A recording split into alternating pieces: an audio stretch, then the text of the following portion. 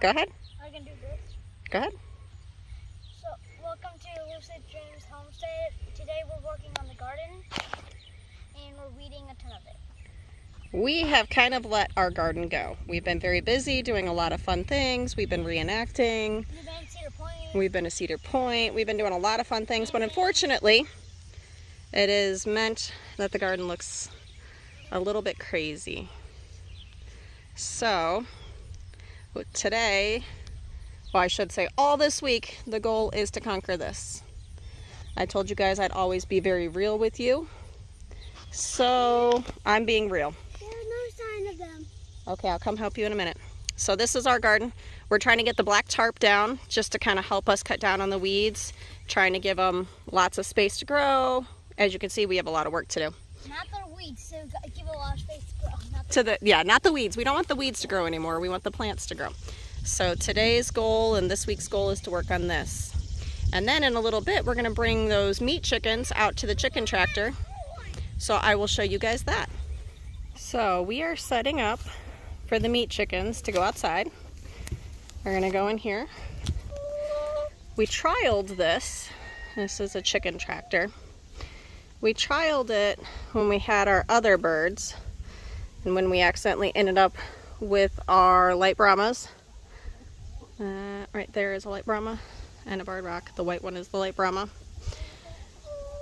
So we the black specks. yeah. So we trialed this to see how it would do. It's really high.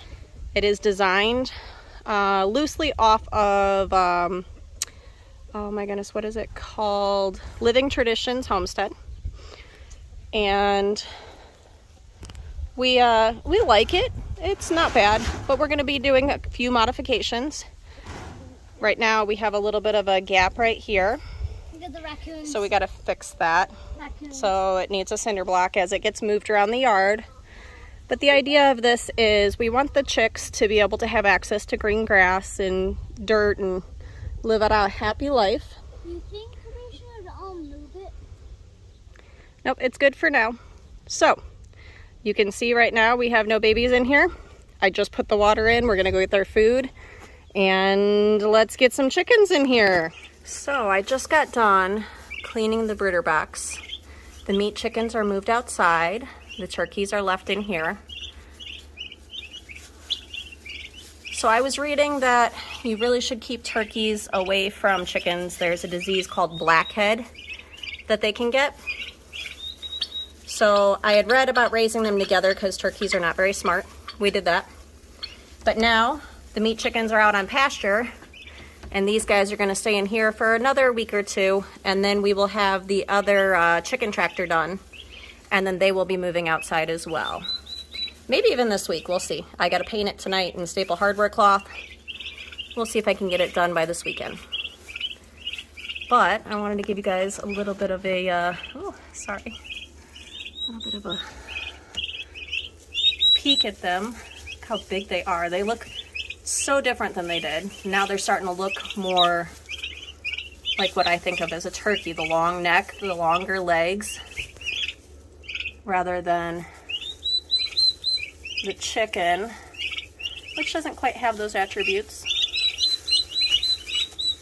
But you can see everybody looks really good. So we have 4 males and 4 females. That's what they were labeled as. So hopefully they'll keep growing. One of them is going to be named Thanksgiving. One of them is going to be named Christmas.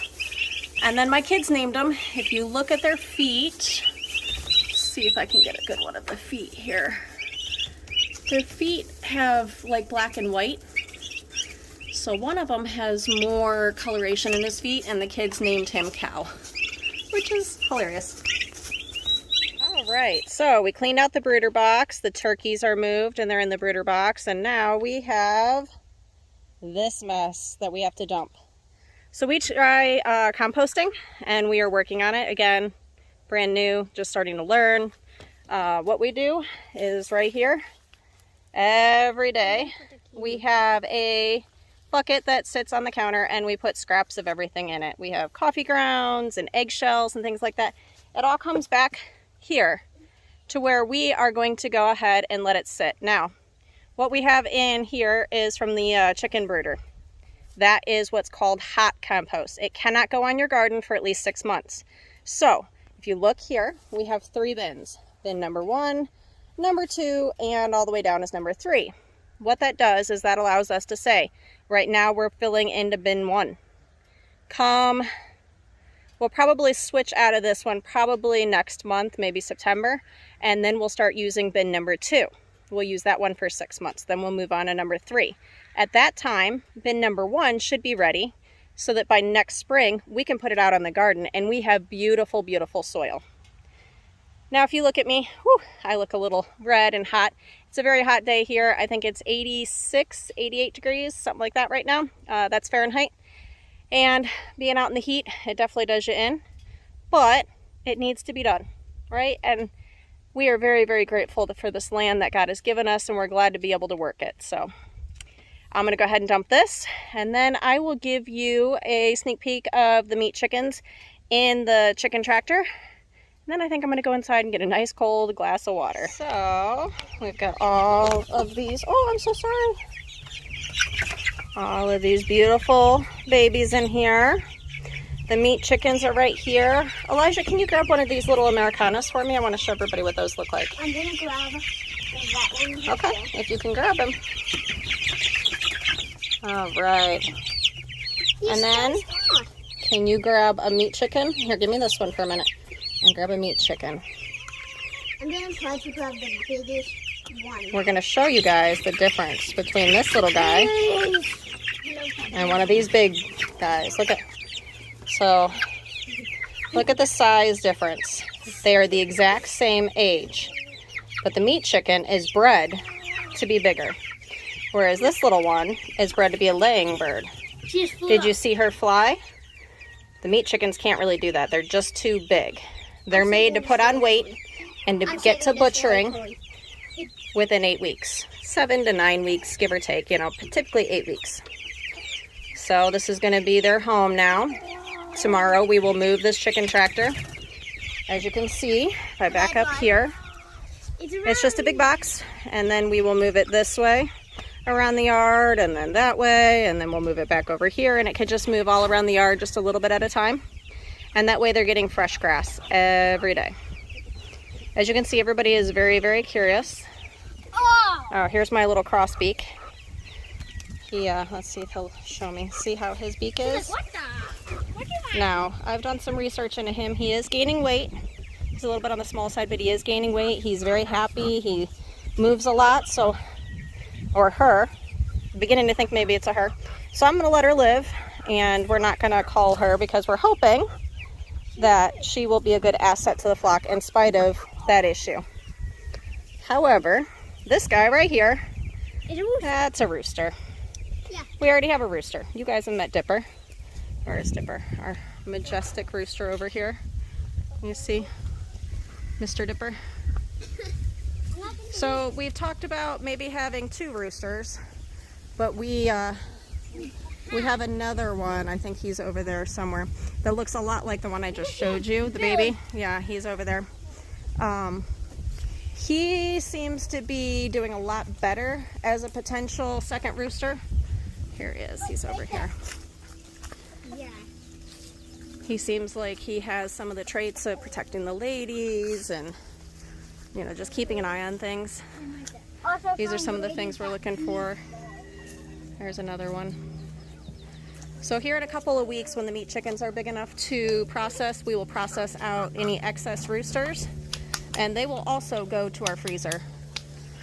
We don't waste anything we don't have to here. So even though they'll be small, they would be really good for a chicken soup or, anything you would, chicken broth, anything like that, we can still use them. They just look so pretty in the yard, don't they? Yeah. Doing what they're supposed to do. She's so pretty. Here's one of our original flock, Rhode Island Red.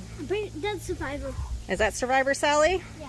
So Survivor Sally That attacked, lost her tail, yeah, and we was gone for what, 24 or 48 hours? I can't remember. It was like 24 hours. she came back and she had no tail, and then And she had a big gash on her back, right? and then we and we called her Survivor. Yep. And then that turned into Survival Sally. Yep, the kids named her Survivor Sally. So she's a good little chicken, still laying eggs, doing a beautiful job. I like her. So yeah, it's my my homestead day today, guys. Hopefully I get back out to the garden and harvest some of the zucchinis. One of the things I do always watch for, especially when we have younger roosters like this, is you never know when the roosters will suddenly get the urge to start chasing you. And they're not doing it to be mean, they're doing it to protect their girls. But if you're on the receiving end of it, it's not fun. So we always need to keep in mind when we have younger roosters what they're doing. Now Dipper, we've trained him quite a bit. We've done a couple of different positions, like holding his head in the dirt and just holding him a lot, loving on him a lot, so he knows who we are. He plays red light, green light with me, but other than that, he's a pretty good rooster. There he is right there. They love their tree. So yeah, that's what they're up to.